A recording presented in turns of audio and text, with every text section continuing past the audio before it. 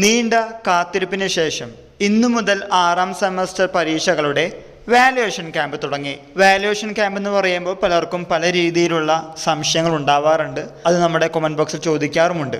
അതിൽ മുഖ്യമായ സംശയം, ഞങ്ങളുടെ പേപ്പർ ലിബറൽ ആവുമോ, സ്ട്രിക്റ്റ് ആയിട്ട് വാല്യുവേഷൻ ചെയ്യുമോ, ഞങ്ങൾ തോൽപ്പിക്കുമോ, ഞങ്ങൾ എഴുതിയ എല്ലാ കാര്യങ്ങളും വായിക്കാറുണ്ടോ, അതോ വെറുതെ വായിച്ചിട്ട് മാർക്ക് ഇടുകയാണോ, അങ്ങനെ പലതരത്തിലുള്ള പല ചോദ്യങ്ങളും സംശയങ്ങളും ചോദിക്കാറുണ്ട്. വിദ്യാർത്ഥികളുടെ പ്രത്യേക ശ്രദ്ധയ്ക്ക് ഇന്ന് മുതൽ തുടങ്ങിയിട്ടുള്ള നിങ്ങളുടെ 6ാം സെമസ്റ്റർ പരീക്ഷകളുടെ വാല്യുവേഷൻ ക്യാമ്പ് തുടക്കത്തിൽ എന്തെന്ന് ചോദിക്കുകയാണെങ്കിൽ, ചീഫ് ഓരോ വിഷയത്തിനും ഓരോ ചീഫ് ഉണ്ടായിരിക്കും.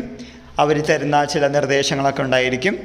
ദെൻ അതിനുശേഷമാണ് പേപ്പർ വാല്യൂ ചെയ്യുക. ചീഫിൻ്റെ നിർദ്ദേശപ്രകാരം പേപ്പർ നോക്കുന്നു, ദെൻ ചീഫിന് കൊടുക്കുന്നു. ചീഫ് ഒന്നുകൂടി വായിച്ച് നോക്കി ചെറിയ രീതിയിലൊക്കെ എഡിറ്റിംഗ് നടത്തിയിട്ടാണ് നമ്മൾ ടാബുലേഷനും മറ്റുമായിട്ട് പോകുന്നത്. സാധാ പരീക്ഷകളിലൊക്കെ നമ്മൾ ചെയ്യുന്നത് പോലെ തന്നെയാണ് ഇവിടെയും വരുന്നത്.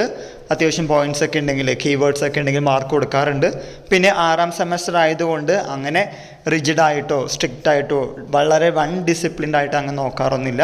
പക്ഷേ കോൺസെപ്റ്റ് ഓക്കെ ആണോ, ആ കുട്ടിക്ക് അതിനെ പറ്റിയുള്ള ധാരണ ഉണ്ടെങ്കിൽ മാർക്ക് തരുന്നതായിരിക്കും. അപ്പോൾ അതുകൊണ്ട് അങ്ങനെ പേടിക്കേണ്ട ആവശ്യമൊന്നുമില്ല. ഇന്നു മുതൽ 7ാം തീയതി വരെയാണ് നിങ്ങളുടെ വാല്യുവേഷൻ ക്യാമ്പ്. ഇതിനുള്ളിൽ നിങ്ങളുടെ പേപ്പറുകളൊക്കെ നോക്കി തീരുമെന്ന് വിശ്വസിക്കുന്നു. കൂടുതൽ അപ്ഡേറ്റുകൾ കിട്ടുന്നവർക്ക് നിങ്ങളുടെ മുമ്പിൽ ഷെയർ ചെയ്യുന്നതാണ്. എല്ലാവർക്കും ഒരിക്കൽ കൂടി നന്ദി, നമസ്കാരം.